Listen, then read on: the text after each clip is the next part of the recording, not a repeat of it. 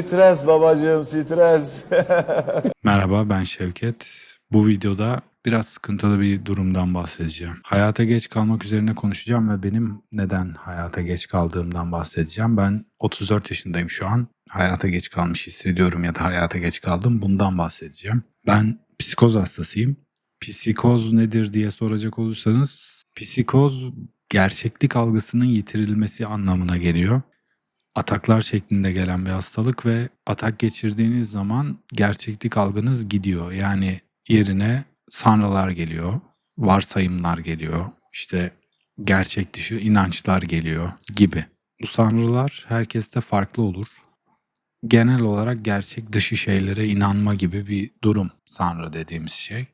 Ben 2014 yılında ağır stres yaşadığım bir dönemdi ve bu stresten sonra belli bir süre sonra atak geçirdim. İlk atağımı geçirdim ve psikoz hastası olduğumu öğrendim.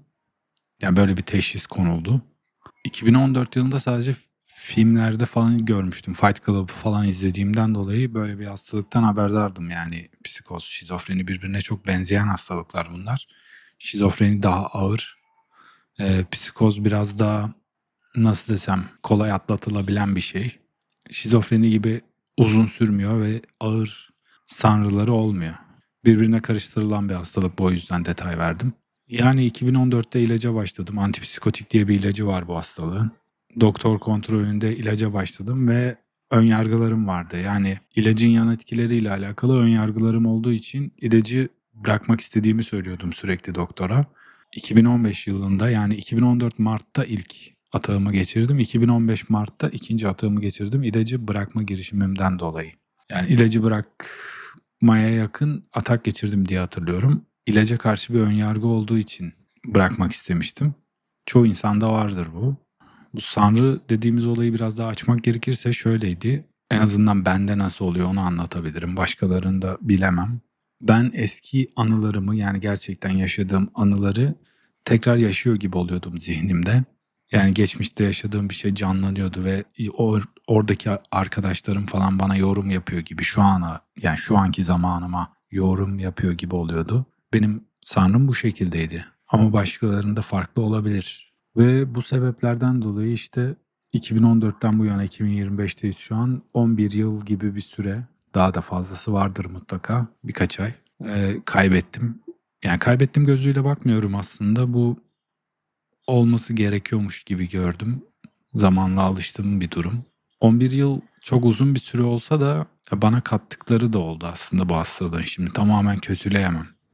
Ben zamanında ortaokuldan sonra endüstri meslek lisesine yazılmıştım hiç alakam olmadığı halde ve birinci sınıfta, hatta ilk dönemde bıraktım. Birkaç yıl geçtikten sonra mesleki açık öğretime gidip grafik okudum lisede.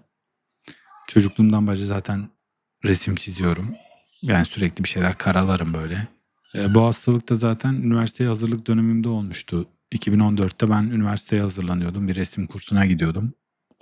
Orayı bırakmak zorunda kaldım. Daha sonra atak geçirdim, ilk atağımı. Yani birkaç ay kadar kaybım oldu ve ondan sonra tekrar bir kursa başladım ve üniversiteyi o sene kazandım ben aslında. Kütahya Dumlupınar Üniversitesi resim bölümünü kazandım ama gidemedim. Çünkü 2015'e denk geliyor. İkinci atağımı geçirmiştim. Daha sonra kaydımı sildirip döndüm İzmir'e. Yani okumak niyetinde değildim. Devam etme niyetinde değildim. O yüzden kaydımı sildirdim. İş aradım, iş bulamadım. Sonra herhangi bir üniversite falan okumadığım için de vasıfsız işler denk geliyordu. Onu da yapmak istemediğim için böyle bir vakit kaybım oldu yani. Senaryo yazmaya başladım. Sanatla çok ilgiliydim çünkü sadece çizmiyordum. Hikaye anlatmak da istiyordum. Film senaryosu yazmaya başladım. Onu birkaç yapımcıya gönderdim ama olmadı. Daha sonra bir kısa filmimden yarı finalistlik aldım. Amerika'daki bir, sanırım Cinefest'ti, şurada bir yerde var, yazıyor. Yarı finalist oldu bir hikayem. Kısa film senaryosu. Daha sonra sinema filmi çekmek çok pahalı bir sektör olduğu için vazgeçtim oradan. Aslında çok seviyorum ama vazgeçmek durumunda kaldım. Onun yerine çizimimle hikaye anlatıcılığımı birleştirip çizgi roman yapmaya karar verdim. Yani çünkü çizgi roman tek başına yapılabilen bir sanat ve hikaye anlatıcılığı. Sinemaya da çok benziyor. Çizerek anlatıyorsunuz, sadece kağıt üzerinde bir anlatı. Yani biliyorsunuz ki Türkiye'de böyle bir sektör yok. Çizgi roman sektörü yok. O yüzden yurt dışına birkaç yere yolladım. Bitirdikten sonra, daha doğrusu bitirmedim. 6-7 sayfalık bir çizgi romandı bu. Yolladım birkaç yere ve geri dönüşü olmadı. Birkaç red aldım. Daha sonra bir tane daha yaptım. O 24 sayfaydı. Kısa bir çizgi romandı. Onu yolladım. Onu yolladıktan sonra bazı redler aldım.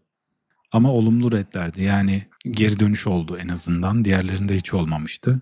Çizgi roman piyasası Amerika'da ve Fransa'da çok fazla var. Yani orada gerçekten büyük bir sektör. Özellikle Fransa'da. Amerika'da da var ama Fransa'da daha büyük bir sektör olduğunu söyleyebilirim. Orada daha saygı gören bir sektör. Saygı gören bir meslek. Daha sonra kendimi çok kısıtladığımı hissettim. Yani çizgi roman diyerek ya da başka bir şey diyerek. Çünkü sevdiğim şey gerçekten sinemaydı ve yapmayı da denemedim hiç. Kısa film falan da çekmedim. Sadece senaryo yazıyordum zamanında. Şu an hiçbir şeyden vazgeçmeyerek sıra sıra bir şeyler yapmak istiyorum ve bunu YouTube'da burada paylaşmak istiyorum. O yüzden YouTube'a geldim tekrar. Yani yaptığım işleri, çizdiklerimi, senaryoyu nasıl yapıldığını belki anlatırım, bilmiyorum. Belki vloglar olur. Art vlog tarzında bir şeyler çekebilirim. Belki bir gezi olabilir. Gezi vlogları olabilir. Yani bu tarz içerikler yapmak istiyorum. YouTube'da olacağım. İlginizi çeken konularsa eğer takip edin. Çünkü devamı gelecek. Önceden yaptığım gibi yani birkaç videoyla bırakıp gitmeyeceğim. Devamı gelecek, haftalık videolar çekmeyi planlıyorum. Yazı çiziyle alakalı ya da genel olarak düşüncelerimle alakalı videolar çekmek istiyorum. Yani kısaca zaman kaybı olarak görmüyorum ben bu geçen zamanı. Her şeyin bir zamanı var derler ve bu kişiden kişiye değişecek bir şey. Öyle yani, bu videoda biraz psikozdan ya da geçen zamandan kayıp mı değil mi bundan bahsettim. Daha sonraki videolarda görüşmek üzere. Hoşça kalın.